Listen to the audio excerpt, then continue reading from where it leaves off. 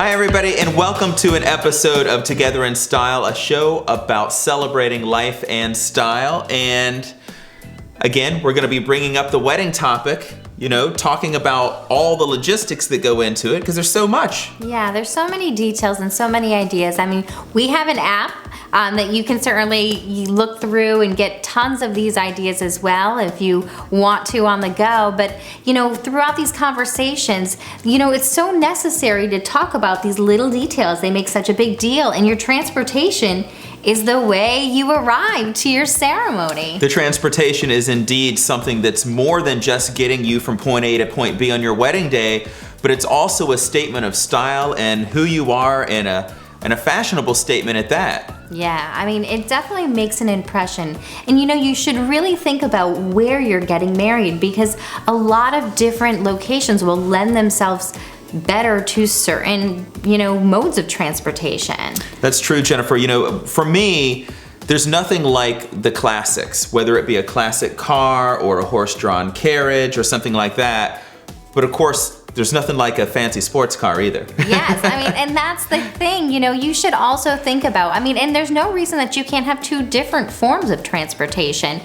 For example, we had a wedding just recently that the church was not too far from the reception facility, so they had a trolley that went back and forth, and That's that was right. a fantastic idea because they were in a nice little city. Where that works great is if you have guests staying at a hotel. We did a wedding not too long ago, also in Newport, Rhode Island. It was fantastic. Guests stayed at a hotel and the trolley took them back and forth, and then the whole bridal party hopped on. We went all over Newport taking pictures.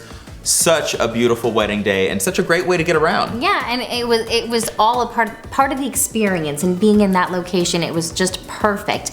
And then, we've done many weddings at a beautiful castle in Connecticut, and there's several other castles, happens to be like in the Northeast, so we happen to experience a lot of them, and horse-drawn carriages look so beautiful and so romantic. They do, and if you're in a historical location, I know we got married in February. That's when photographers get married, of course, because it's the slow time. And we got married in February up in the Northeast, and Hartford, Connecticut, at the old State House. Yes. And it was a beautiful location, and we thought it would be nice to have an 18th century carriage take our guests from the hotel to the ceremony, and that really was a nice idea to kind of tie in the theme of having a historical wedding at the same time. I think that, what I was thinking about is that it was February and I didn't know what the weather would be like. I figured they could park their car at the hotel, get some nice hot apple cider or some mulled wine, and hop on the trolley and have a nice ride before they got to another historical building. So it just, when you're planning your wedding, think about, what is going on in the theme and the locations. But I have to say, a lot of getaways at the end of the night, not so bad to kind of find plan out something special. what maybe the groom is into, and, have a getaway car where, it's or nice grooms, and what the fun. bride is into. Or A convertible. the bride. I had that Yes. recently. That was great. The bride loved convertibles.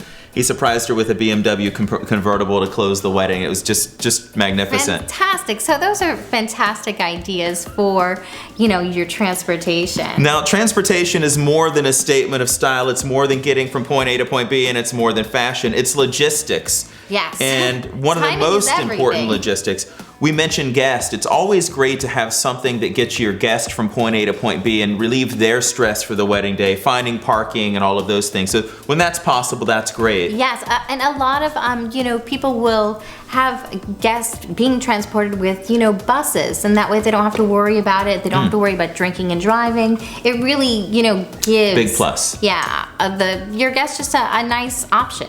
Now, we've seen it more times than we like to. A bride and groom get in their limo on the way to take their portraits, and let's say not all wedding days run perfectly on time. The bride may be a little bit late to the ceremony. You don't want to be stressed after your ceremony about your photographs and having time with your cars. So important to make sure you either book extra time or make sure that the company you're working with doesn't have another event immediately following and they'll be your wedding. able to accommodate if they need to be there for extra hours.